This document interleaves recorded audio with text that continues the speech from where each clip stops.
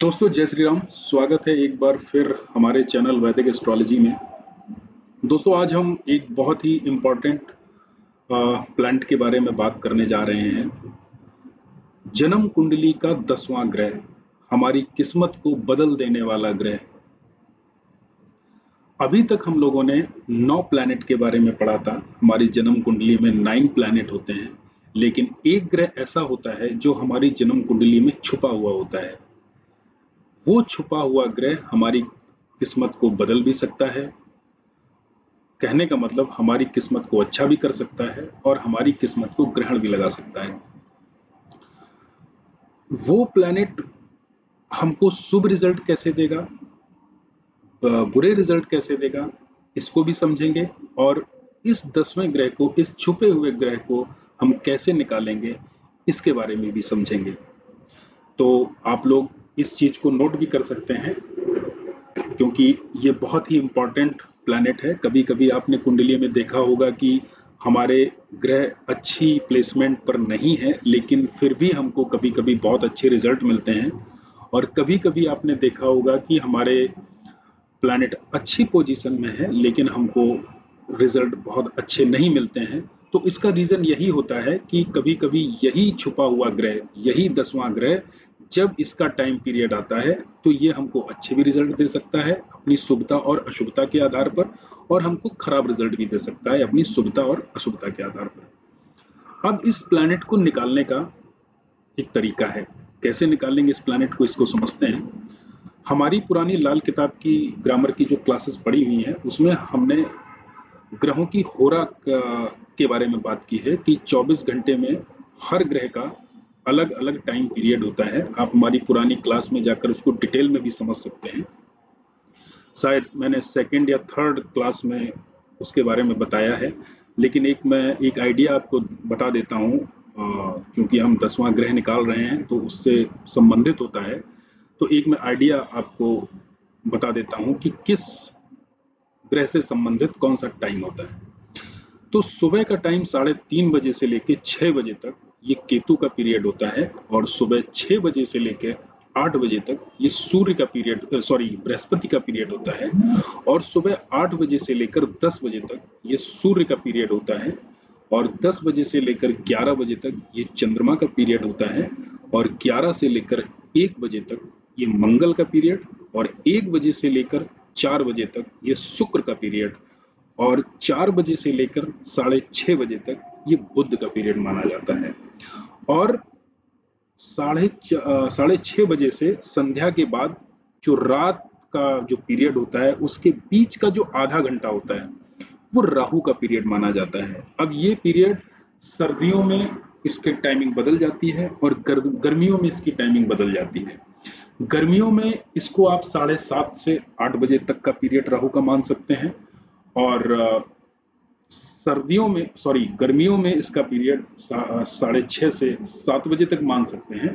और सर्दियों में ये पीरियड 7:30 बजे से लेके 8 बजे का मान सकते हैं। तो इस तरीके से हर ग्रह का समय पूरे 24 घंटे में निर्धारित है। अब ये समझते हैं कि हर दिन को का जो मालिक है, कोई ना कोई ग्रह होता है। और जन्म कुंडली में हर ग्रह का एक पॉजिटिव हाउस होता है, उसको समझ लेते हैं। जैसे सन का जो, सूर्य का जो दिन होता है वो रविवार होता है, और इसका जो हाउस होता है वो 5th हाउस होता है। इसी तरीके से मंगलवार का समय, जो मंगलवार का दिन होता है, वो मंगल से रिलेटेड होता है। और मंगल का जो पॉजिटिव हाउस होता है वो लग्न माना जाता है, 1st हाउस। इसी तरह सोमवार चंद्रमा से संबंधित होता है, और जो चंद्रमा का जो हाउस है वो 4th हाउस माना जाता है। गुरु का 9th हाउस माना जाता है, और गुरुवार बृहस्पति से संबंधित होता है। शुक्रवार का 7th हाउस माना जाता है, और ये शुक्र ग्रह से संबंधित होता है। इसी तरह शनिवार को शनि रिप्रेजेंट करता है, और इसका संबंध 10वें घर से होता है। बुधवार का संबंध 6ठे घर से होता है ना, और इसको बुध ग्रह से संबंधित माना जाता है।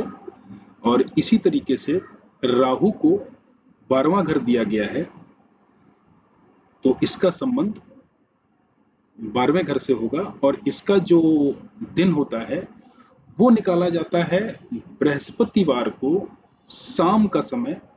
बृहस्पतिवार को शाम का समय ये राहु का वार होता है।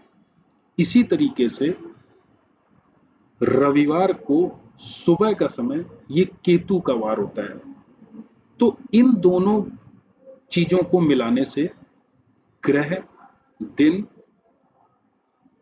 और ग्रहों की होरा का टाइम पीरियड, इसको मिला के जो प्लैनेट निकाला जाएगा वो जन्म कुंडली का 10वां ग्रह कहलाएगा। अब इसको कैसे निकालते हैं, इसको एग्जाम्पल से समझते हैं। जैसे मान लीजिए किसी का जन्म सुबह रविवार को सुबह 6 बजे से लेकर 8 बजे के बीच में हुआ है। तो 6 बजे से 8 बजे तक चूंकि जन्म हुआ है तो ये पीरियड होता है बृहस्पति का। और अगर रविवार को जन्म हुआ है तो ये जो है वो सूर्य से संबंध बनाता है और इसका जो संबंध होता है वो 5th हाउस में से माना जाता है। तो हमारा गुरु जो ये जो हमने गुरु निकाला है जिसका जो 6 बजे से 8 बजे के बीच में जो जन्म हुआ है, तो ये जो गुरु का पीरियड निकाला गया है, तो गुरु हमारा 5th हाउस में माना जाएगा। तो इस जन्म पत्री में 2 गुरु माने जाएंगे, एक गुरु जो पहले से विद्यमान है इस कुंडली में और एक गुरु जो इस तरीके से 10वें घर के रूप में निकाला गया है। तो जो 10वां गुरु हुआ, 10वां ग्रह हुआ, वो गुरु हुआ और वो हमारे 5th हाउस में बैठा हुआ है। इसको एक एग्जाम्पल से और समझते हैं। जैसे मान लीजिए किसी का जन्म मंगलवार को हुआ है और सुबह 8 बजे से लेकर 10 बजे के बीच में हुआ है। तो 8 से 10 का पीरियड सूर्य का होता है और मंगलवार जो है मंगल से संबंधित होता है और उसका पॉजिटिव हाउस होता है 1st हाउस। तो ऐसे व्यक्ति का सूर्य लग्न में माना जाएगा, 1st हाउस में सूर्य माना जाएगा। एक सूर्य जो जन्म कुंडली में पहले से बैठा हुआ है वो माना जाएगा और दूसरा सूर्य इस तरीके से जो 10वां ग्रह निकाला है ये माना जाएगा। अब ये प्लैनेट शुभ और अशुभ कैसे होता है? जन्म कुंडली में अगर सूर्य का एग्जाम्पल लेते हैं, जो पहले वाला जो सूर्य है जो हमारी जन्म कुंडली में दिख रहा है वो अगर शुभ रिजल्ट दे रहा होगा, वो शुभ अवस्था में अगर बैठा होगा तो ये सूर्य लगन में बैठा हुआ भी सूर्य हमको शुभ परिणाम देगा। इस तरीके से इसके शुभता और अशुभता का निर्धारण करेंगे। इसी तरीके से बाकी प्लैनेट का जो दिन होता है उसको और बाकी प्लैनेट का जो होरा जो टाइम पीरियड होता है उसको एक कागज में आप नोट करिए, फिर उसके आधार पे अलग अलग कुंडली में उसको लगाइए और वहां से 10वां ग्रह निकालिए।